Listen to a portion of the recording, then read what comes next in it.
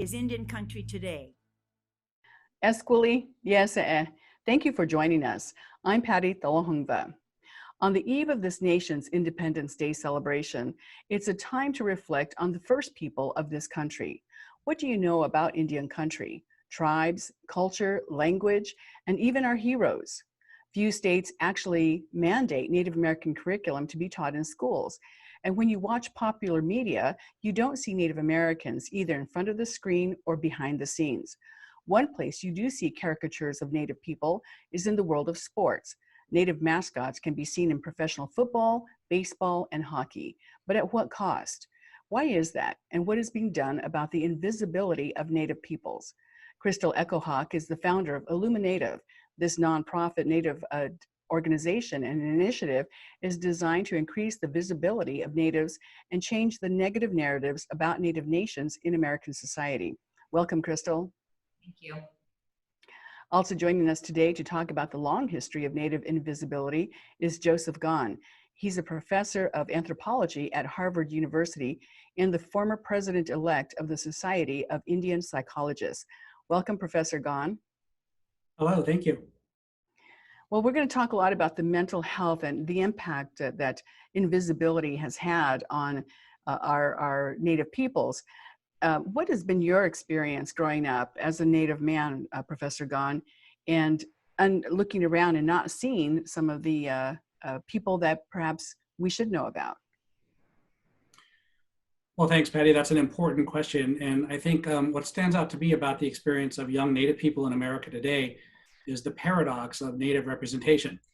On the one hand, we're everywhere. We're on streets, we're in the names of cities and states on maps, we're on products like the Land O'Lakes Butter Maiden, we're in mascots for sports teams. So there's representations of us left and right at the same time that real contemporary modern Native people are almost completely erased from modern life. And so on the one hand, we're everywhere, but in ways that are not actually reflective of who we are and what our aspirations are and what we hope to be in the future, even as those aspirations are channeled and corralled and constrained by these very limiting, often caricatured representations that we find around us. And when we're talking again about the eve of the 4th of July and celebrating independence, Native Americans, you know, what is that independence if they don't see themselves represented in this country? What does that mean to them? Well, independence is another one of those paradoxes because American independence too often meant a lack of liberty, a lack of freedom to live our ways of life that Native peoples have experienced throughout the history of colonization.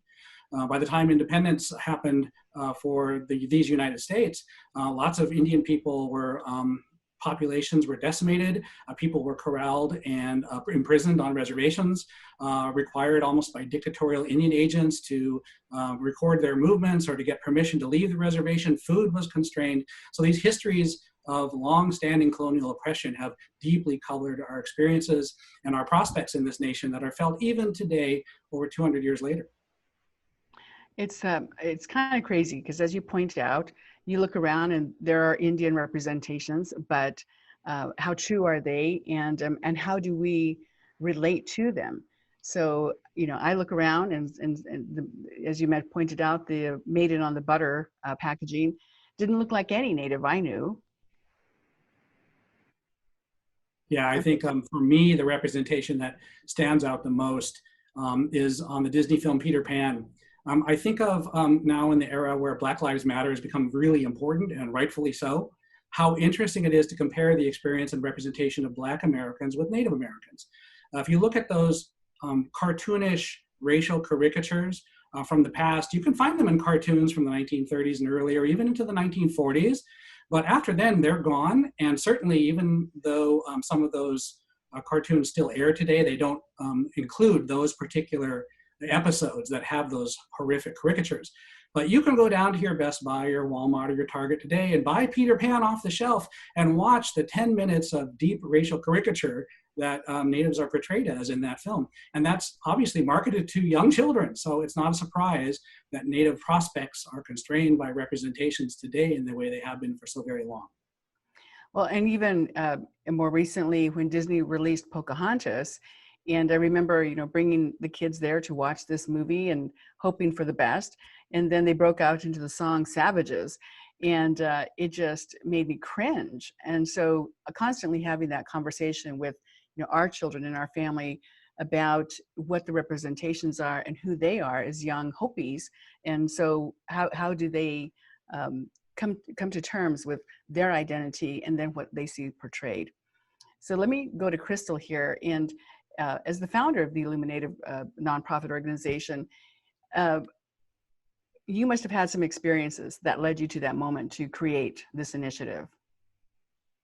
Yeah, and thank you so much, Patty, for having me on. And, just everything that Professor Gunn was just saying just resonates. And I think for me, one of the standout moments, I remember being in third grade, watching Elmer Fudd, Bugs Bunny, after school. And I just remember this stark moment when, the kind of caricatured, native man with the big red nose kind of walked across the screen, and he was wearing a banner that said Vanishing American. And as he walked across the screen, he faded away and disappeared. And I remember at that young age being really not understanding, right? And I'm a lot older now, right? And that moment never left, right? And I think that is something as Native peoples and our children we constantly walk with is, so well put, that we are all over the place on brands, on racist sports mascots, everywhere. But as contemporary, multidimensional human beings, we're really invisible. And I think, for this journey and founding IllumiNative,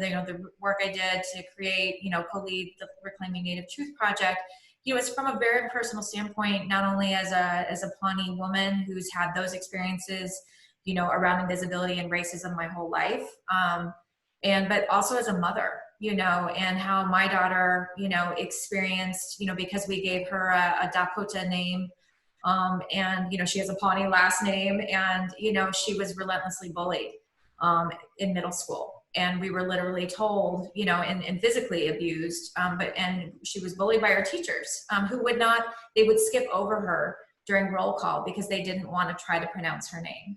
And that little erasure in the classroom that I know so many other Native children with traditional names, run into, but that we were told that it was our fault as parents because we did not give her an English name. And to see just the psychological harm and damage it caused my daughter, and to really as a parent be there and to experience firsthand that pain, it's very real. And I think that's the thing that we constantly work to educate the greater American public about, who really want to kind of make fun of us and saying that we're being oversensitive, but there's just so much research, scientific evidence that really shows that this causes real harm to Native children in particular, but to Native peoples as well.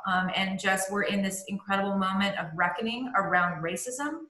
And Black Lives Matter has brought this to the forefront. And this is the time when we really need to go in and once for all say racism is racism, and all of these representations that are so harmful to Native peoples, they need to go away. Wow. Well, it hurts me to hear about your daughter's experience. And let me go back to Professor Gunn about that, because again, when you have a child like that who's being bullied by adults, what happens and how can you change that? How can you turn that around to the school and just say, this is unacceptable? Yes, well, any time you're addressing racism, you have to figure out what strategies make the most sense to really alleviate the problem on those of us who are more vulnerable than others, perhaps. And certainly children are among the most vulnerable in our society. So one thing is to think about how to target people who have mindsets and bigoted perceptions and perspectives, some of which they're aware of, some of which they're not. And you can do the kind of interventions. That's a very common way to address this. But another way is to think about the structures and systems in place that contain these biases, because they were built with those without ever being challenged. When I think about my own high school, I grew up in a lot of cities in Montana, including Kalispell, which is in northwestern Montana. Graduated from Flathead High School. We had a mascot, a chief warrior mascot. And when I was in graduate school getting my doctorate, I was at the University of Illinois in Urbana-Champaign, where they had Chief Illiniwek. When you're in these settings and you're a Native person, it sort of becomes obligatory to stand up to the institutional powers that be and sort of say, look, this isn't really appropriate for an institution of higher education or any education to be miseducating its students with these stereotypical representations. So you need to stop. But because of the way these things work in these structures and institutions, such as alums who feel so connected to their alma mater, from the history and heritage and tradition of these mascots, even though everyone we talked to hung their head in shame, often professors, often administrators of these universities, to admit that they thought it was wrong too, but what could they do? Because the board of trustees was not, really, it was appointed by the governor or often they're elected by state people. And the alums are the ones in control because they can donate the money. So it's these structural things that are hardest to intervene on. With Chief Alinowick, as you know, was finally retired in 2007. And the strategy that worked was to get the NCAA to basically stop these kinds of teams from playing who had these sorts of mascots. And so University of Illinois had a choice. Either they could compete in sports or they had to abandon that tradition. And finally, they abandoned that tradition. But it's a kind of structural intervention more so than changing hearts and minds, which is important too, but sometimes the structure is more important. Yes, it's interesting to look at that in that particular situation, because that mascot had been around for so long, and it just, I remember people just being so passionate about why they wanted to keep it, and yet not recognizing the real, life Indians who are right there going to school and are telling them this is harmful and hurtful. But let's talk about allies, Crystal, because you mentioned Black Lives Matter. And when you're looking at changing the landscape and changing some of these misconceptions about Native Americans, how important are allies to this? Allies are essential, and really that was, some of the important work as we went out and mapped public opinion, right? And how profound the erasure of Native peoples are in the American public. Our research found 78% of Americans know little to nothing about Native peoples. 72% rarely or never encounter information about Native peoples, which is a big, a big number to post in a, where we're just saturated with media and content constantly. Where, almost 90% of schools don't teach about Native peoples past 1900. Our representation is less than 0.04% in TV and film. And so you look at this just profound and systematic erasure that exists. We need allies, right, to help us, really to disrupt, interrupt, and break through that invisibility. And so it's really, really key to do that important work, because what we found is, even if you kind of imagine, if you take Native peoples and turn up the volume all the way, it's not enough, right? We really need to lean in that intersectional organizing work right now with Black communities, with Latinx, Asian, Pacific Islander. I mean, this is really a moment. We're having an awakening here in this country about systemic racism, about white supremacy. And this is something that we all need to stand to, because it is manifestations, right, against all of our different peoples and communities. It originates from a source, right? And it's really going to take all of us to be able to change that. And so we really need to be intentional as Native peoples in this moment to really go out and build those relationships. But, really what we found is that we need to understand, that there's a lot of education. There's so much misinformation or a lack of information about Native peoples. And I think oftentimes allies, without intention, right? They're not being intentional, but they will leave us out of conversations, right? There's kind of an implicit bias that invisibility starts to create. And that was something that our research found. And so, in moments we can feel like, wait a minute, they're ignoring us, or they're not including us in this conversation. And really 9 times out of 10, I don't think it's ever intentional. It's just that because of that profound erasure in American society, that people don't automatically think we need to ensure that Native voices are at the table, right, on these various issues. So it's really important that we do that outreach. We've got to do, a lot of education as well, even with our allies, natural allies, because of the profound myths and stereotypes that are out there. We've found, for example, that 2 of the most toxic myths that do exist out there in society are that we get free government benefits and live off the government, and that we, at the same time are enriching ourselves off of tribal gaming. And we saw in our research and focus groups and in our polling that this creates a lot of friction and toxicity, even in other communities of color, because there's a sense of like, why did they get that when we, when these things happen to us? And so there's so much educational work that we have to do with other communities and allies to kind of cut through the lies and the misrepresentations and all of that. But it's, I'm really hopeful in this moment about the ability going forward for us to be able to kind of really do that important intersectional work. Well, I'm certainly someone who grew up with people saying, you know, you get free money from the government, you know, and my mom, we just had this conversation. I'm kind of laughing because recently, you know, a lot of Americans received the $1,200, you know, stimulus check, right? So my mother told me that she received her check, and then she reminded me about how in this town we lived in, everybody claimed, you know, oh, you get free government money every month, you know, you get a check, and she'd tell them, no, we don't get any money from the government, and then they bought, you know, my parents bought a car. It wasn't brand new, but it was a newer car. And they said, well, you got that car from, you know, money that you get from the government. And she said, no. So she finally wrote to, I think it was President Ford. And she asked the president, where's my check? Because everybody in my town tells me I get a check.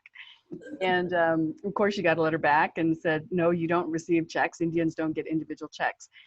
And so all these years later, she gets a check from the government. And she said, big deal. Everyone got a check. So I just think, you know, what kind of time are we living in? Professor Gunn, talk a little bit about that, because we are seeing a big movement right now in that hyper awareness of people understanding, you know, or trying to make that understanding of racism and why things are, these statues of Confederate soldiers or colonizers are so offensive. And there's been a big push to say, oh, we can't, you've got to study the problem, we've got to consider this, look at the, you know, costs it will have to remove them or replace them. And now things are coming down at breakneck speed. So what is the mindset? What is the psyche of America at this point in time? Well, thankfully, it looks like that mindset might be waking up in a way that it maybe hasn't so much in recent decades. And that could spell good news for some of us. I think it depends on the degree to which that mindset translates into action, and in particular into action that targets structural inequities. Because again, it's one thing to change hearts and minds, and I'm all for that. We need people who are sympathetic and understand and are educated about Indian people and Indian life. That's all to the good. But you know, you could have a populace who has that and still have these kinds of structural problems that create disadvantage for our communities that we need to overcome. And so, for example, I think that one of the paradoxes that will have to be sorted out here is that for you know, decades now, we've been divesting from the social safety network in this nation. And, you know, that's sort of a broad issue that affects lots of people who are impacted by poverty. But our people are very susceptible to an absence of a social safety net because of the poverty. That is not any doing of ours. That poverty, our impoverishment was engineered through the colonial encounter, through dispossession and through imprisonment and through all of the regulation that prevents us from doing the kind of economic development activities beyond casinos and a few other things that can work for us. So, you know, the safety net matters a lot. And I think we'll see if the mindset now can translate into recognizing again that poverty is a real problem in this country, and it's a kind of, it's unacceptable that people of color are disproportionately in poverty in the way that we are. And so, you know, that's one very clear, very accessible, very understandable metric to determine to what degree Indian people and other folk of color who are in a, you know, disproportionately impacted by poverty are on the map, and whether something can change systemically or not. Talk a little bit about the impact that sports mascots have on Native children, because there are Native Americans who will like those mascots. They defend them and they don't want to give them up, but the majority of Native Americans have said this is harmful. What's harmful about them? Yeah, well, as you know, a couple of colleagues of mine, Professor Davis Delano at Springfield College, Professor Stephanie Freiberg at the University of Michigan, and I recently published a review of all of the empirical psychological studies that have looked at the impacts of these mascots and representations on people. And there are tons and tons of studies, but there were 19 that we were able to look at. Many of them are experimental. They're the kind of studies that psychologists often do, but probably the most important of these is one conducted by Professor Freiberg herself. And what this study shows is that if you set up Indian people, whether they're in schools or college, and expose them to some of these representations, it actually constrains and hinders their ability to imagine better futures for themselves, to imagine achievement-oriented possibilities for their own prospects in the world. Can depress self-esteem. So there are these like psychological impacts that have been measured. What's interesting about all the studies we looked at is not one of them had any overall positive benefit in society that would impact Native people. And a lot of these studies are about the negative impacts on non-Native people, white people even, for whom, it just colors their mentality in a way that is not what we would want as a society when it comes to issues of race and equality and so on. And so the research seems very, very clear at this point. Certainly there could be more of it. It doesn't do long-term stuff. And I also think we want to be careful to recognize that Native people have struggled and survived an awful lot. There's lots worse than Native mascots that we've had to endure and that we've overcome. And we'll make it through this too, but it is one of those things that is an indicator of the injustice and inequity that we are disproportionately vulnerable to, and it needs to change. And what signs are you looking for to that would indicate the Washington team is ready to change its name, Professor? Yeah, it's a tough nut to crack, as you know. Some folks here at Harvard 30 years ago were involved in first trying to come up with structural systemic strategies to force that team to abandon that mascot. And it's been a struggle ever since. So, I think it's going to come back to issues of money or issues of power through regulation and that sort of thing again. But, one thing that's very hopeful to me, and maybe this is something that Crystal Echohawk might be addressed, this Reclaiming Native Truth is just brilliant. I am such a big fan of this. I teach this to my undergrads here at Harvard in my seminar because it is an evidence-based way to message a different narrative. And that's exactly the kind of stuff we need. So I just wanted to say I'm very excited about that initiative. Thank you so much. And, and one thing and I'm such a huge fan of your work and so grateful. The latest paper that was published, right, with Professor Gahn and Dr. Freiberg, and their other colleagues. I mean, this is the kind of evidence, right, that is really, I've seen it cited now in some of the big articles in the Wall Street Journal, the Associated Press. I mean, it's now making it out into the mainstream, along with a separate study that Dr. Freiberg and Dr. Eason did, challenging the Washington Post poll, which has been the primary rationale, right, that said 90% of Native Americans don't have an issue with the team name or mascots. Dr. Freiberg and Dr. Eason's study actually really counters that and says, hold on, absolutely not. And so our researchers are so important, right, to be able to have this scientific evidence to push back. But, the one thing oftentimes people will say, mascots aren't important. Native people have so many other issues that we need to deal with. But what we found through our work in Reclaiming Native Truth is the fact that our invisibility and our dehumanization, right, through these representations, whether they're mascots or the portrayals in Peter Pan and these other places where we show up, it really fuels bias. It really fuels the dehumanization of Native peoples. And we really began to see, as we interviewed federal judges, law clerks, members of Congress, people in business, we began to really see how that affects the way people think about us, the way they interact with us, the way that decisions are made.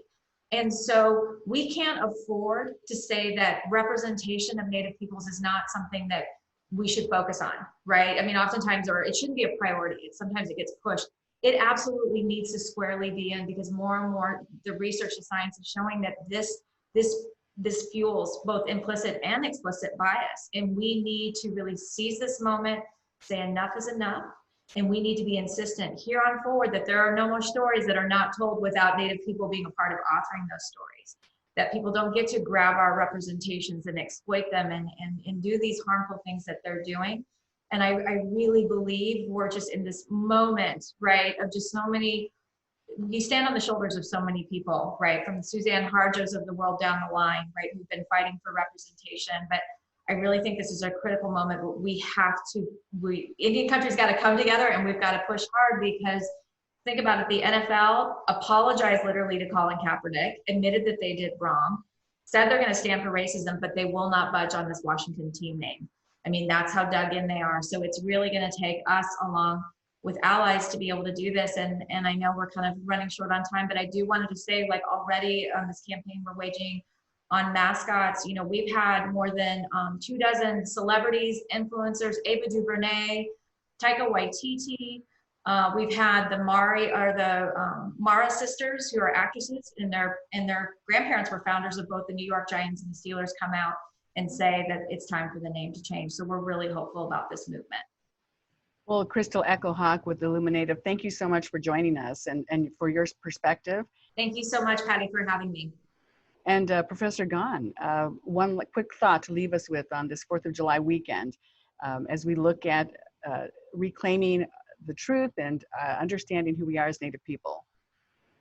Well, you know, I'm a scholar and a researcher. I work at a university. And so I think about university settings where we have Native American and Indigenous studies proliferating. And one of the key concepts and terms that's really prevalent in scholarship these days is decolonization. And if I were just to translate that for, you know, people in everyday life, I would say it simply boils down to the familiar slogan, nothing about us without us. It's a simple principle. Shouldn't be hard to adapt. Thank you. It's been great to talk to you today. Well, thank you so much, Professor Joseph Gahn, for joining us as well.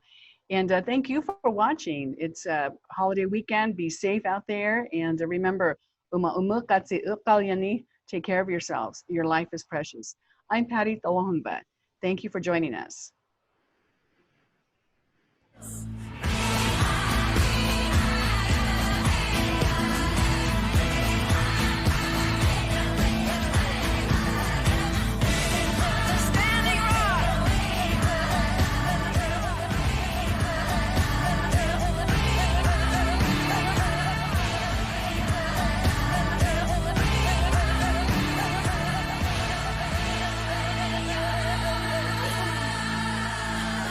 This is Indian Country Today.